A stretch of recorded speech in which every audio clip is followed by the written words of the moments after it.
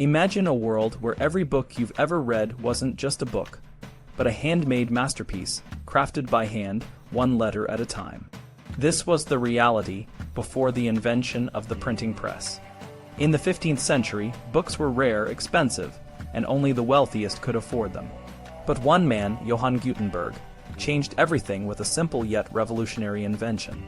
His story is a tale of perseverance, secrecy, and the birth of a new world. Johann Gutenberg was born in Mainz, Germany, sometime between 1394 and 1399. His father was a goldsmith, and from a young age, Gutenberg was familiar with the art of working with metals. This background would prove crucial in his later inventions. Mainz, a bustling city at the confluence of the Main and Rhine rivers, was a center of trade and commerce, but it was also a place of political turmoil. The city was torn by conflicts between the patrician families and the rising guilds.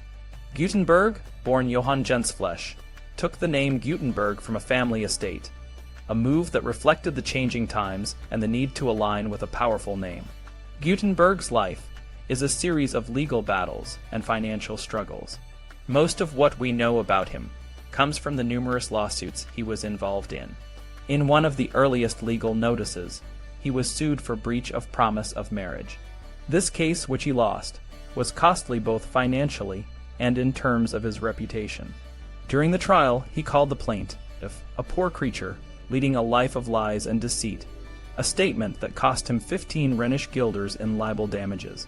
Despite these setbacks, Gutenberg's determination to create a new way of producing books never wavered. He moved to Strasbourg, a city up the Rhine, to escape his enemies and continue his experiments.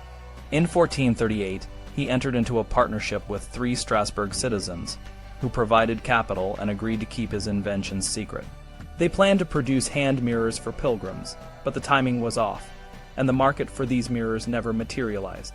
Instead, Gutenberg agreed to teach his partners a new, secret process. When one of the partners died in 1439, his brothers demanded to take his place in the partnership.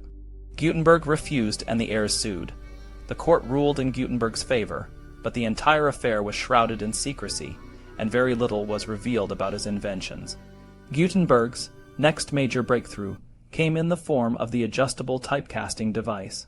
This device, a hinged rectangular box, allowed him to produce identical, interchangeable pieces of type. The box was adjustable, which meant he could produce type of different widths to fit the letters of the alphabet. The matrix, a flat strip of metal indented by a metal punch, was inserted into the box. Molten metal was then poured into the box, and when it cooled, it formed a piece of type with the raised form of a letter. This process was repeated to produce any number of identical pieces of type. But the typecasting device was only the beginning. Gutenberg faced 2 more significant challenges: how to hold the pieces of type together and impress them steadily on the surface to be printed, and how to create an ink that would adhere uniformly to the metal type. Neither the Chinese nor the Europeans had used a press for printing. Instead, they would ink the block, lay a sheet of paper on it, and brush the back of the paper to ensure a uniform impression. Gutenberg adapted the binder's wooden screw press, which was already in use for binding books, to create a press for printing. This press was an adaptation of the wine press or the domestic screw press, used for pressing linen or extracting oil from olives. The ink was another challenge. Gutenberg needed an ink that would adhere to metal type and produce a uniform impression. He drew on the experience of Flemish painters, who used oil-based paints. By grinding pigments in linseed oil varnish, Gutenberg created an ink that was perfect for his needs. In 1448, Gutenberg returned to Mainz, where he found a new investor, Johann Fust, a wealthy lawyer.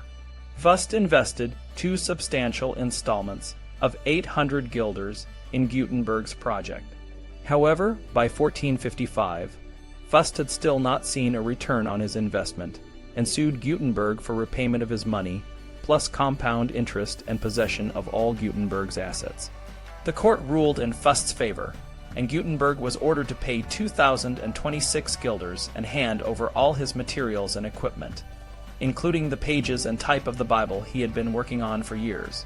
Fust and his son-in-law, Peter Schurfer, who had been Gutenberg's foreman and knew all the secrets, continued Gutenberg's work. The Gutenberg Bible, a masterpiece of Gothic type, was published, but it bore no colophon, and its production was credited to Fust and Schurfer. Despite this setback, Gutenberg's innovations had already transformed the world of printing.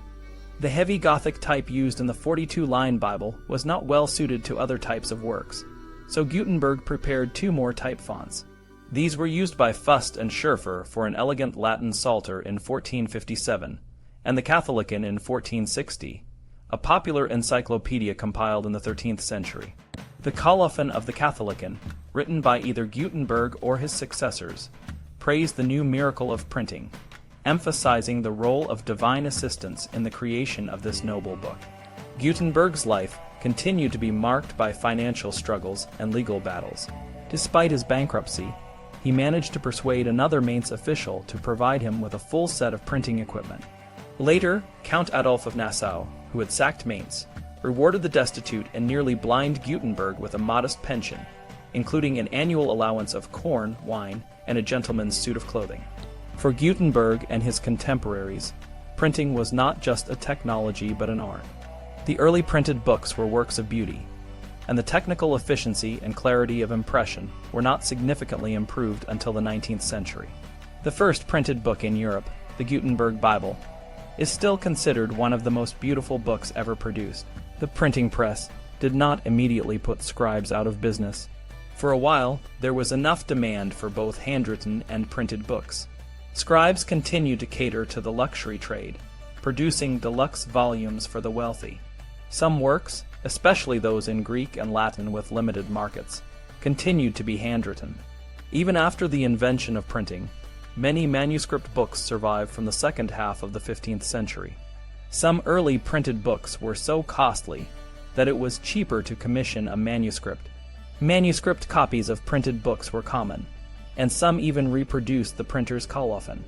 As the price of printed books declined, scribes began to have trouble finding work.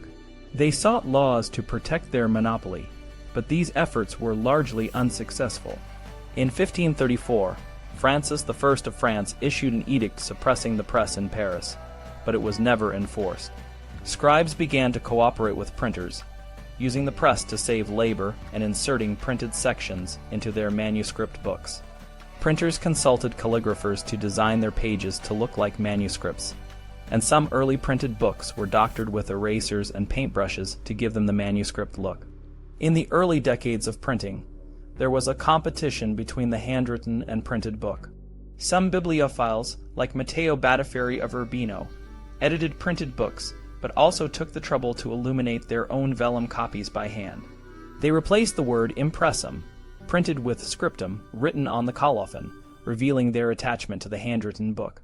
Despite these challenges, the printing press quickly gained acceptance among the aristocratic connoisseurs. By the end of the 15th century, the Gonzagas of Mantua, the Medici of Florence, King Ferdinand I of Naples, and the Pope in his Vatican library had all added printed books to their collections. Printed books were also found in the great libraries of Germany and Spain. The triumph of the printed book brought the triumph of the vernacular languages. Works of science and literature began to appear in English, French, Italian, Spanish, German, and Dutch, making knowledge more accessible to a broader audience. However, this also led to the provincialization of knowledge, as the international language of Latin was displaced by national or regional languages. In the 12th century, a student from Normandy would not understand a student from Marseille, as there was no standard French. Similar problems existed in other European countries. The development of standard national languages, facilitated by the printing press, allowed for wider communication and the spread of knowledge. However, it also created linguistic barriers between different regions. The languages spoken in modern Europe, with a few exceptions like Basque and the Uralic languages, belong to the Indo-European family.